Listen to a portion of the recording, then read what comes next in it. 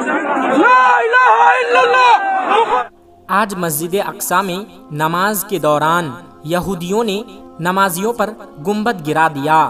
دیکھیے اللہ تبارک و تعالی نے نمازیوں پر کیا معجزہ دکھایا۔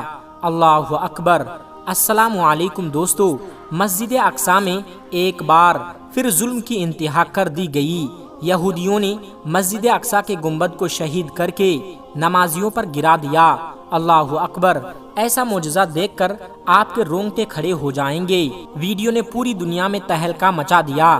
یہودیوں نے نماز کے دوران پھر مسجد اقصی میں بمباری شروع کر دی اور مسجد کا گنبد شہید کر دیا، اور مسجد کا گنبد شہید ہو کر نمازیوں پر آ گرا۔ تو گنبد گرنے کے بعد نماز کی برکت سے کیا معجزہ ہوا، جانیے آج کی اس ویڈیو میں۔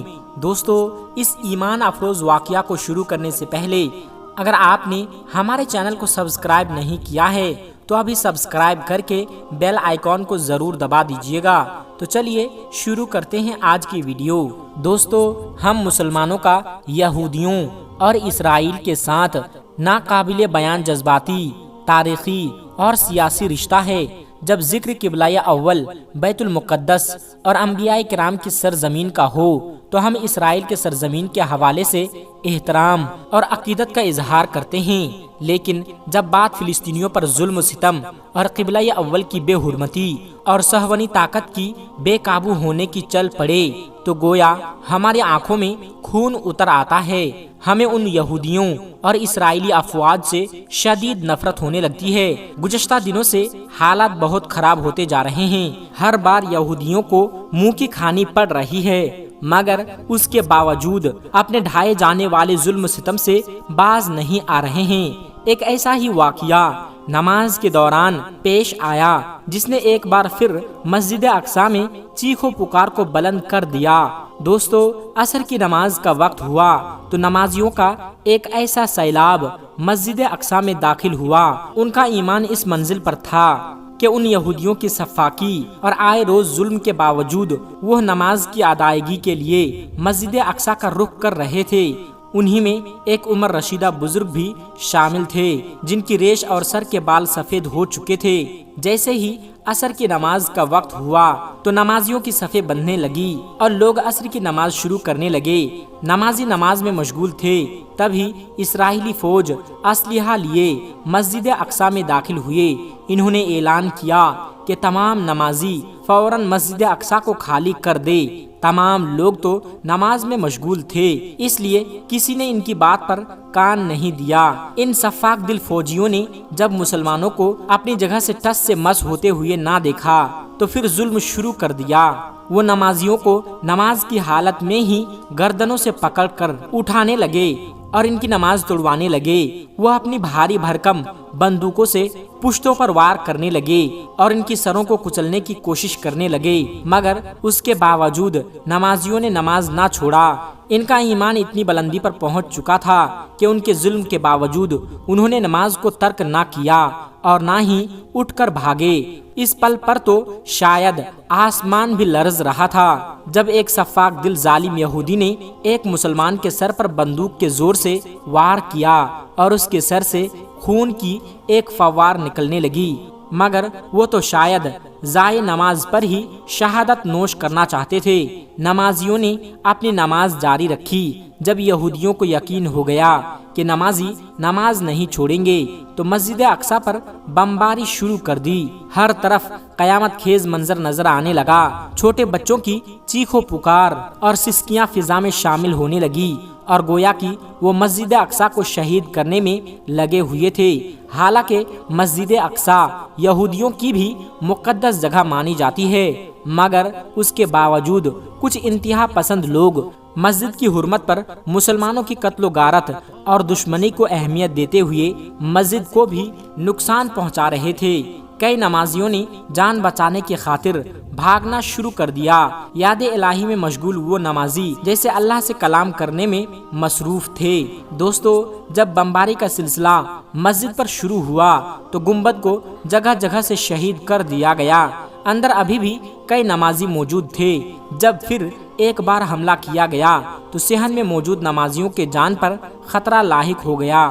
کیونکہ اگر وہ گنبد گرتا تو نہ صرف اندرونی بلکہ صحن میں موجود تمام نمازی بھی جان کی بازی ہار سکتے تھے۔ گنبد ٹوٹ کر نمازیوں کے پاس گر رہا تھا۔ ہر وقت زلزلے جیسی کیفیت تھی، زمین کانپ رہی تھی، ہر طرف ہنگامہ برپا تھا۔ تبھی ایک دھماکے کی آواز گونجی اور گنبد زمین بوس ہو گئی اور شہید ہو گیا۔ یہودیوں کی خوشی کی کوئی انتہا نہیں تھی۔ وہ خوشی سے چلا کر اپنی فتح کا جشن منا رہے تھے۔ جیسے ہی وہ گرد کا دھواں ہٹا تو سامنے کا منظر دیکھ ایک پل کو یہودی بھی سکتے میں رہ گئے، کیونکہ فضا میں بیک وقت کئی زبانوں سے اللہ اکبر کی صدائیں بلند ہوتی تھی۔ گنبد گرنے کے باوجود وہاں موجود ایک ایک نمازی زندہ اور سلامت تھا، اسے خراش تک نہیں آئی تھی۔ سبحان اللہ! یہودی یہ منظر دیکھ کر ہکا بکا رہ گئے۔ آخر یہ کیسے ممکن تھا؟ اللہ اکبر کی صدا اس بات کی گواہی دیتی تھی کہ نمازی جیت چکے ہیں اور یہودیوں کا سیاہ چہرہ ایک بار پھر دنیا کے سامنے آ چکا ہے۔ دیکھتے ہی دیکھتے آسمان پر کالے بادل چھا گئے اور ان بادلوں میں نوری مخلوق واضح ہوئی جو یوں محسوس ہوتی تھی جیسا کہ کوئی فرشتہ ہو۔ بادلوں میں وہ نوری مخلوق سورج کے آگے آ کر ہر طرف اندھیرا پھیلا چکی تھی اور پھر دیکھتے ہی دیکھتے ایک طوفان بلند ہوا۔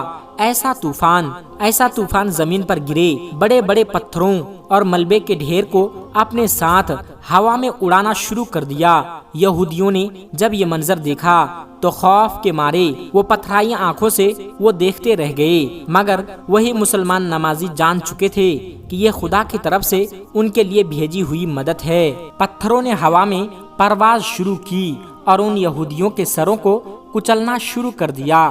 وہ منظر دیکھ کر ایک پل کو مسلمان کی بھی چیخ نکل گئی۔ سارے یہودی واصل جہنم ہو گئے تھے۔ ان ظالموں نے مسجد اقصی کو تباہ کر کے مسلمانوں کو مار دینے کی گستاخی کی تھی، جن کا جواب انہیں خدا کی طرف سے مل چکا تھا۔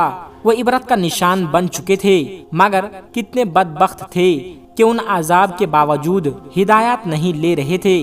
ان کے دلوں میں نمازیوں کے لیے اس قدر نفرت تھی کہ انہیں قتل کر دینا چاہتے تھے، مگر وہی نمازیوں کی ایمان کو سلام جنہوں نے سر پر موت کھڑی دیکھ کر نماز کو نہ چھوڑا اور اللہ کی عبادت میں مشغول رہے۔ نماز گناہوں سے دوری کا ذریعہ ہے۔ قرآن کی نگاہ میں وہ قوی اور طاقتور چیز نماز ہے، اور اس کو پڑھنے والے کا ایمان بھی قوی اور طاقتور ہو جاتا ہے کہ وہ پھر کسی مصیبت کے سامنے ڈٹ جاتا ہے۔ بے شک نماز گناہوں اور برائیوں سے روکتی ہے۔ عیسائیت کی روشنی میں نماز وہ طاقتور اور قوی شے ہے جو انسان کی حفاظت کرتی ہے اور اس کو برائیوں سے روکتی ہے۔ حضرت عبداللہ بن عمر رضی اللہ تعالی عنہ بازار میں تھے۔